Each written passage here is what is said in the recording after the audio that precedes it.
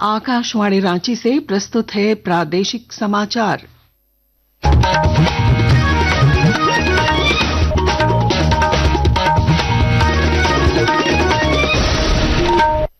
नमस्कार, प्रादेशिक समाचारों के साथ मैं पूनम केरकेट्टा। पहले मुख्य समाचार।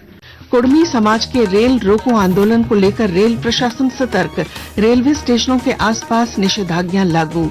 प्रतिबंधित नक्सली संगठन भाकपा माओवादी ने मुख्यधारा में लौटने का किया फैसला, शांति वार्ता की जताई इच्छा।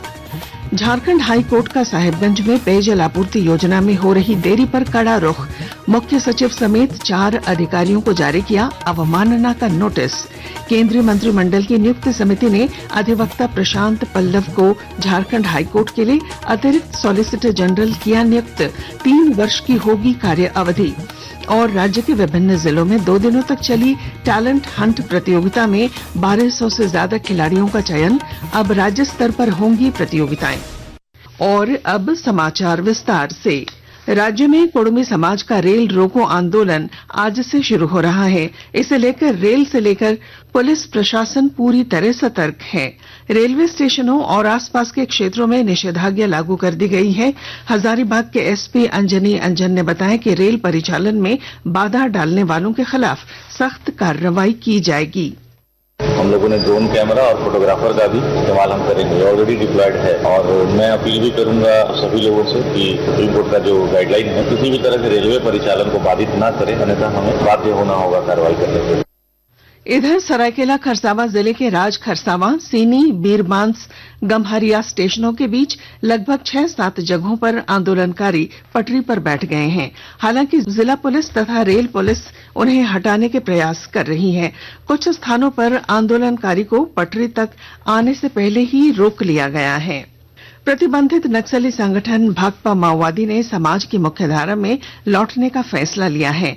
एक ऑडियो क्लिप में संगठन के पोलित ब्यूरो सदस्य मल्लोजुल्ला वेणुगोपाल राव ने शांति वार्ता की इच्छा जताई है। उन्होंने अस्थायी संघर्ष विराम की घोषणा करते हुए कहा कि वह केंद्रीय गृह मंत्री या उनके द्वारा नियुक्त प्रतिनिधिमंडल से वार्ता के लिए तैयार हैं।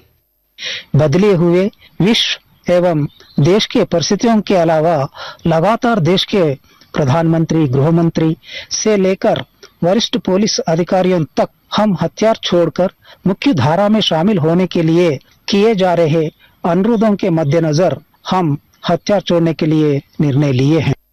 झारखंड हाईकोर्ट ने साहिबगंज जिले में पेयजल आपूर्ति योजना में हो रही देरी पर कड़ा रुख अख्तियार किया है। मुख्य न्यायाधीश तरलोक सिंह चौहान और न्यायमूर्ति राजेश शंकर की अदालत ने मुख्य सचिव, नगर विकास सचिव, पेयजल सचिव और साहिबगंज के उपायुक्त को अवमानना का नोटिस जारी किया है। झारखंड हाईकोर्ट के अधिवक्ता प्रशांत पल्लव को अतिरिक्त सॉलिसिटर जनरल ASGI नियुक्त किया गया है। अब वे केंद्र सरकार के मामले में झारखंड हाईकोर्ट में पक्ष रखेंगे। केंद्र के कैबिनेट की नियुक्ति समिति ने इस संबंध में स्वीकृति दे दी है। केंद्रीय जनजातीय कार्य मंत्रालय के संयुक्त सचिव ब्रिज नंदन प्रसाद ने आदि कर्मयोगी अभियान के तहत खूंटी जिले के तिरला और बांदे गांव में आदि सेवा केंद्र का उद्घाटन किया। इस दौरान उन्होंने संबंधित अधिकारियों के साथ बैठक कर आदि कर्मयोगी अभियान के सफल संचालन को लेकर आवश्यक दिशा निर्देश दिए। आकाशवाणी के ताजा तरीन समाचारों के लिए आप हमारी वेबसाइट news.on.air.gov.in पर लॉग ऑन कर सकते हैं। ताजा समाचार X handle @AIR news alerts और Facebook page All India Radio news पर भी उपलब्ध है। आप प्रादेशिक समाचार एकांश के एक्स हैंडल @AIR news_रांची और Facebook page Akashvani news Ranchi, Instagram page तथा YouTube channel AIR news Ranchi पर भी हमारे बुलेटिन सुन सकते हैं। प्रादेशिक समाचार आप आकाशवाणी रांची से सुन रहे हैं।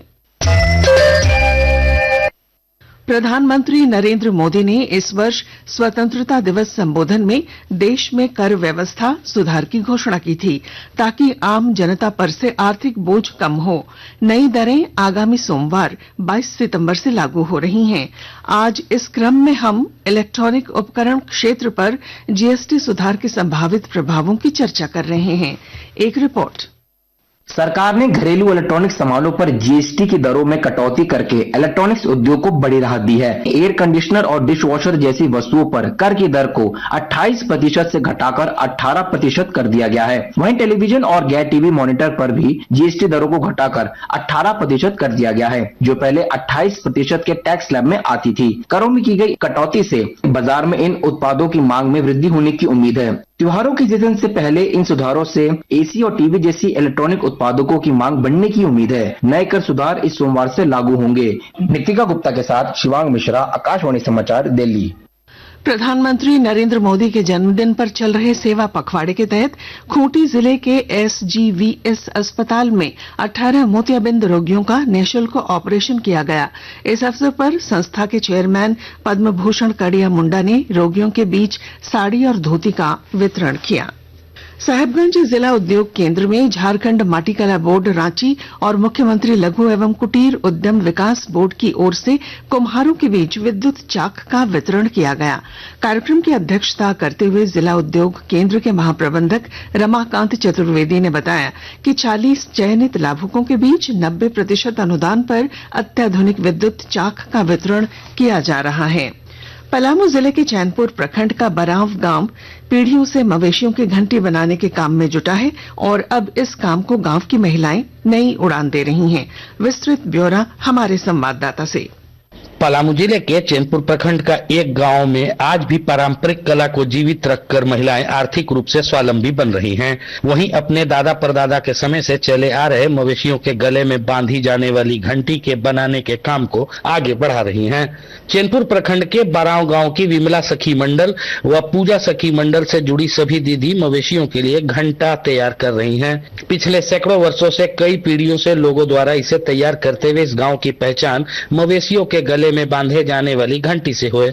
इसमें लागत खर्च की अपेक्षा मुनाफा ज्यादा है, हालांकि मेहनत भी अधिक है। गांव में 30 रुपए से लेकर 800 रुपए तक थोक भाव में घंटी बिकती है। जसप्रीत सिंह, आकाशवाणी समाचार, पलामू। जामताड़ा जिले के नारायणपुर प्रखंड स्थित कस्तूरबा आवासीय विद्यालय में वज्रपात की घटना से 2 दर्जन छात्राएं बेहोश हो गईं। स्थानीय लोगों के सहयोग से सभी बच्चियों को नारायणपुर अस्पताल लाया गया, जहां उनका इलाज किया गया। इस घटना की सूचना पाकर स्वास्थ्य मंत्री इरफान अंसारी अस्पताल पहुंचे और सभी बच्चियों का समुचित इलाज करने का निर्देश दिया।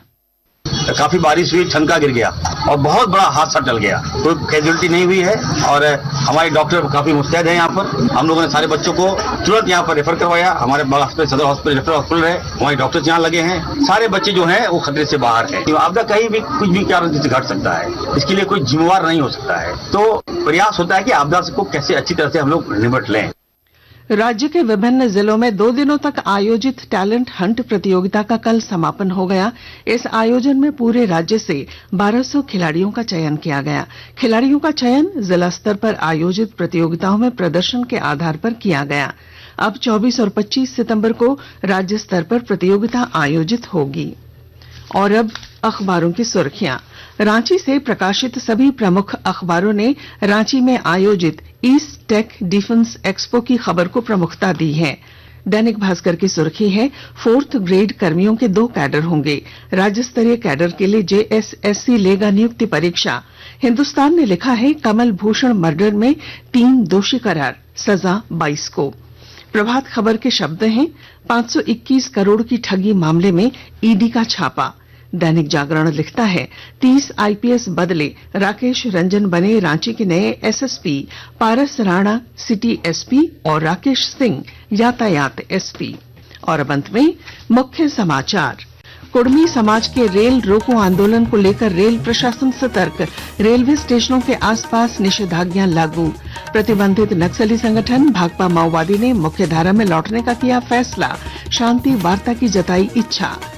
झारखंड हाई कोर्ट का साहिबगंज में पेयजल आपूर्ति योजना में हो रही देरी पर कड़ा रुख, मुख्य सचिव समेत 4 अधिकारियों को जारी किया अवमानना का नोटिस। केंद्रीय मंत्रिमंडल की नियुक्ति समिति ने अधिवक्ता प्रशांत पल्लव को झारखंड हाई कोर्ट के लिए अतिरिक्त सॉलिसिटर जनरल किया नियुक्त, 3 वर्ष की होगी कार्य अवधि। और राज्य के विभिन्न जिलों में 2 दिनों तक चली टैलेंट हंट प्रतियोगिता में 1200 से ज्यादा खिलाड़ियों का चयन, अब राज्य स्तर पर होंगी प्रतियोगिताएं। और इसके साथ ही आकाशवाणी रांची से प्रादेशिक समाचार का ये बुलेटिन समाप्त हुआ। अगला प्रादेशिक मुख्य समाचार 10 बजे प्रसारित किया जाएगा। नमस्कार।